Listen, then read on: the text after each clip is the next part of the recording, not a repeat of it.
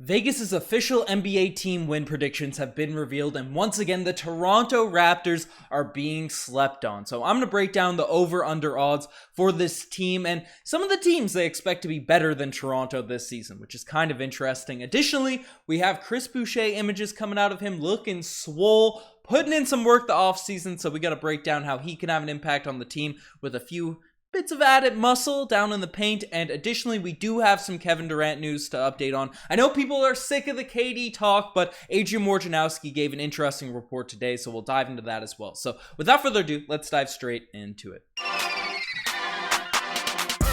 Hello everybody, Ben Rogers here, the Raptors Digest, breaking down the latest Toronto Raptors news. And the first thing we're discussing, the first thing we're talking about is the Toronto Raptors underestimated once again in the NBA's over-under odds predictions. Now, this has become a running meme for the Toronto Raptors because 8 out of the last 9 years, and the only year we failed to achieve the over on the over-under odds was the year we were displaced in Tampa. So really, 8 of the last 8 years we were in Toronto, we played on our home court arena. This team has beaten the over-under odds. So once again, the odds have been released, and once again, it's looking like an easy win for the Toronto Raptors. If you look at where they have us placed, they currently have us placed at 44.5 wins. Now, this is significantly higher than last year because obviously Toronto came off the tanking season. They weren't looking that good. I get why the betting odds, the bookies might be underestimating the team. They had us about 33 wins last season, but Toronto came out and had an easy overtaking of that. We ended up getting 48 wins last season. So, you know, that's pretty solid. We ended up making the 5th seed in the Eastern Conference. I thought we were getting top 4 seeds. We were only a game or two back, right? We weren't too far off that mark. However, this season, they got us being worse than we were last year. They have us at 44.5 wins. So essentially, if you want to hit the over, we have to win 3 less games than we did last season, and which is pretty interesting. Now, I'm going to discuss the other teams because I do think the NBA will be better this season, but you can't predict injuries, and obviously everyone's predicting everyone back healthy. But Atlanta did get better. You know, the Bucks will have less injuries, I assume. Chris Middleton will be back. I know that was a later season sort of injury thing. Maybe the Nets have higher expectations. Who knows? Right? I get all that sort of stuff. But just looking at it in a vacuum before we discuss the teams that people are predicting to be better than the Raptors, right? How are you going to underestimate a team that's entire core is below, 25 years old, with the exception of 2 veterans that are entering the middle of their primes? And one of the number one option, the key guy, was dealing with a shoulder injury for the first half of the season last year. And the all-star on the team last year, basically the whole entire second half of the season, was dealing with lower leg issues, right? So your 2 veterans are coming back healthy. And the rest of your roster, the rest of your entire core, with the exception of Thaddeus Young and Chris Boucher, but you know, your starting caliber players, and Gary Trent Jr., OG Anunoby, Scotty Barnes, Precious Achiuwa, all these guys, they are just young players that are growing, improving significantly every single year. You're predicting that team is going to get worse? You're predicting that team is going to fall in the standings, are going to lose more games? And on top of it, we added back we added to the squad Otto Porter Jr., who's an NBA champion, right? He's going to bolster this bench, which obviously was the Toronto Raptors' biggest issue last year. And some of the young guys I didn't even mention are showing pretty solid promise in Summer League, and younger guys coming in, whether it be a Champagnie, Delano Banton, or Jeff Doughton, hopefully, right? You're looking at this roster. You're seeing this team, and you're saying the Toronto Raptors are going to be worse. They're going to lose, you know, for teams that people that want to bet the over, they're going to lose 3 more games than they did last season. Is that really the take? Is that really the direction that we want to go into? Is that really what the odds makers are doing? I don't know. I think it's stupid. As mentioned, the last 8 seasons the Toronto Raptors played at home in Toronto, they beat the over-under, and it's a safe bet. You know, obviously I'm not a betting guy. I don't put my money on that sort of stuff, but if there's any bet you want to put your money on, this is the type of bet you want to do. But looking at the other teams as well that they have over the Toronto Raptors, it's kind of silly. It's kind of silly in my opinion right here, right? They have the Atlanta Hawks, who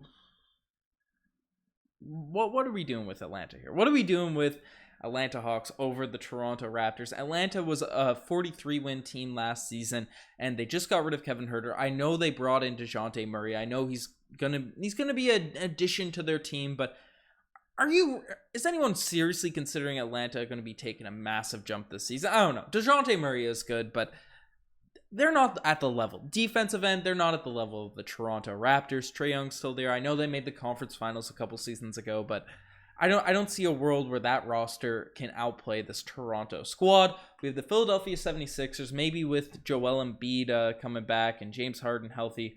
They can turn their things around. They can see what's on the go with that. But, Philadelphia's there, Milwaukee and Boston. I get, given Boston's final run, Milwaukee, winning the championship 2 seasons ago without their Chris Middleton, right? I can see why those 2 teams are ahead, but Philadelphia and Atlanta, I feel like the sports books would have a better eye on that sort of stuff. Now, one team that I didn't see in this tweet, and I couldn't pull up just from the look I did pre-podcast, I couldn't see where the Brooklyn Nets are. Also, the Miami Heat are ahead of the Toronto Raptors. I'm not sold on Miami Heat being that solid again this year. I know they were the number 1 seed, but Kyle Lowry is aging, right? He started to, you can't underestimate Kyle Lowry. I won't disrespect the Raptors' growth, but I just feel like the Toronto Raptors are going to take a leap this season. And personally, I get why you might have out of just respect for last season, even the Sixers, even the Heat, obviously the Bucks and the Boston Celtics, but Atlanta overtaking the Raptors at this point. We'll see where Brooklyn actually is on this list, but I don't know. I don't think it's a smart play. I don't think it's... You want to put the over? You want to put the over? Bet the over on Toronto Raptors. I think it's absolutely foolish. I don't want to get too dramatic and too homerish on all this sort of stuff, but I am predicting top 3 seed this season. And it could be higher. It could be higher, but I think the safe bet is top 3 seed. I might be delusional, but we're coming for the top of the conference, and we got a squad to do it. So bet the over. Support, you're not supporting the squad, but support your pockets and make your money on the Toronto Raptors succeeding. And maybe even more so, because the Toronto Raptors are bringing back a Chris Boucher, who is looking swole. Now, some Raptors Digest fans might know, and go back to during 2020 March, April, May, whenever the time period was when there was absolutely zero news in NBA basketball. Things were just super quiet. Everyone was bored, stuck in their house. And I may or may not have made a picture of a swole Chris Boucher as a meme. This picture back in 2020, I may have made his muscles look a little bit bigger. I thought it was a little bit obvious that it's Photoshop, clearly. I kind of made that meme commented in the picture. But however, it did get picked up by SportsCenter. It did get picked up by a lot of news media outlets. And I may or may not have let it run. I may or may not have let everyone feed into the hype while there's nothing going on with the Chris Boucher fake swole picture. But that's just a meme in itself. But we actually got some pics. Chris Boucher's posting himself. No Raptors Digest quarantine memes. And he's looking big. Chris Boucher is looking good in the most recent pictures. Obviously, the Photoshop gets you excited and all that sort of stuff.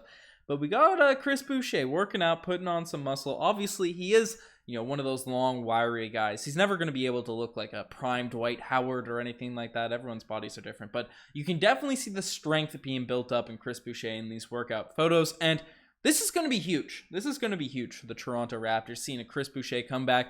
A bit out of much slow. I'm sure he's working on his game in the paint and all that sort of stuff, because the Toronto Raptors still, obviously, Christian Koloko is a guy that's a 7-footer, a true 7-footer, and I think will be getting some minutes at the center position, but he's not going to be one of those reliable guys in the playoffs. In his rookie season as a second-round pick, it's unrealistic to expect him to be, a guy you can rely upon in the playoffs right away. Centers take usually a couple years to develop, especially when they're second-round guys, hyper athletes, all that sort of stuff. So Chris Boucher, as he did last season, is going to need to play a lot of the center position this year. And having Chris Boucher with that extra size to get more of those rebounds, to bang down low, and still have that mobility, the ability to switch on around the three-point line, knock down the three-point shot, that's going to be huge. And obviously Chris Boucher last season seemed to come in a little bit lethargic, a little bit slower than he usually does or has been with the Toronto Raptors since he's been getting opportunities. So the fact that he's putting in that work, putting in that swole, putting in that muscle, right, should mean we're going to see an improved Chris Boucher next season. Just got the big contract, and that's one thing that's good too. Right? Sometimes people get the big money and they sort of rest on their laurels. They don't need to work on their game, work on their body. And Chris Boucher seems like he's putting some work in the summer. I mean, that's pretty swole.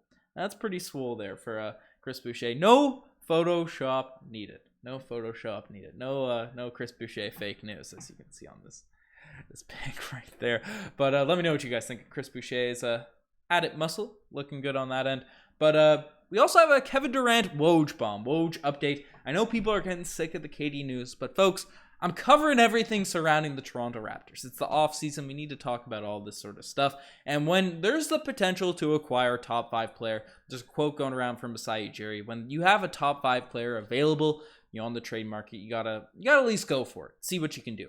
However, this Woj bomb is coming. It's fitting what the narrative I brought up in not the previous video, the video prior. Right now, talks have stagnated. The Brooklyn Nets have not seen any deals that they want. So what are they doing?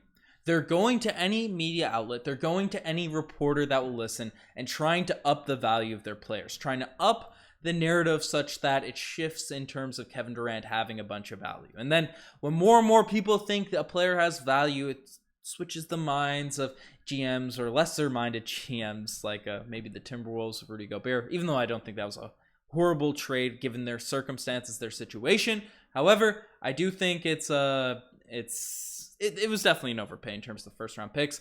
But the Brooklyn Nets are spreading some stuff to the media. Now, the first thing they said to Adrian Wojnarowski was they have no interest in a Toronto Raptors trade, a KD trade, if Scottie Barnes is not involved. So that's one.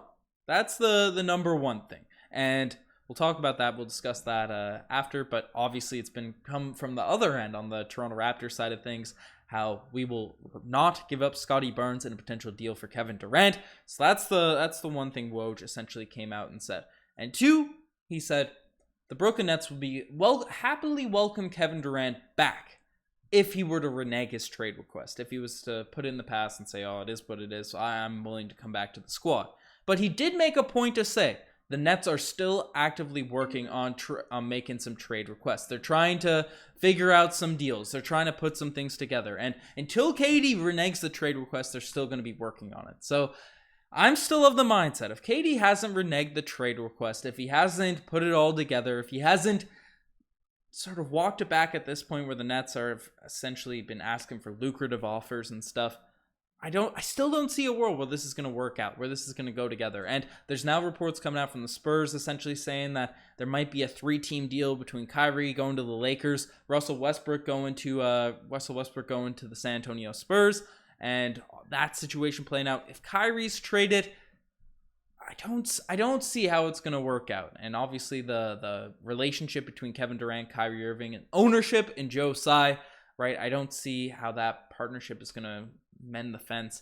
I know things have slowed down. I know the momentum's died off, and I get why the Toronto Raptors might not want to do a deal if the Nets asking price is going to be so lucrative, but the Nets might get desperate, and Masai Ujiri's just waiting. He is in the cave, questing for KD, and he's just taking his time. He's waiting for that jewel to come off, and he'll end up giving that non-Scotty bag to get Kevin Durant to the Brooklyn Nets. So we'll see what happens. Let me know what you guys think of the whole KD drama situation in the comment section below. And speaking of big trades, speaking of massive deals, on this day 4 years ago,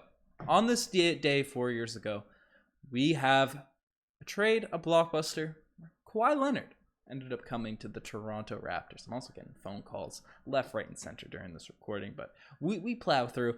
But 4 years ago, Kawhi Leonard was traded to the Toronto Raptors, or had his introductory press conference, and it's pretty wild. Maybe today's the day the deal goes happen, just so everything aligns perfectly with the 4-year sort of trade negotiation, all that stuff popping off. But shout out to Kawhi winning that championship. People are sick of the KD drama, but let me know what you guys think of all of the news broken down in this video. If you guys are about to make it this far, check out the Instagram, the TikTok, the Twitter, all that cool stuff. Anyways, enough of me rambling. I'm signing off. Cheers.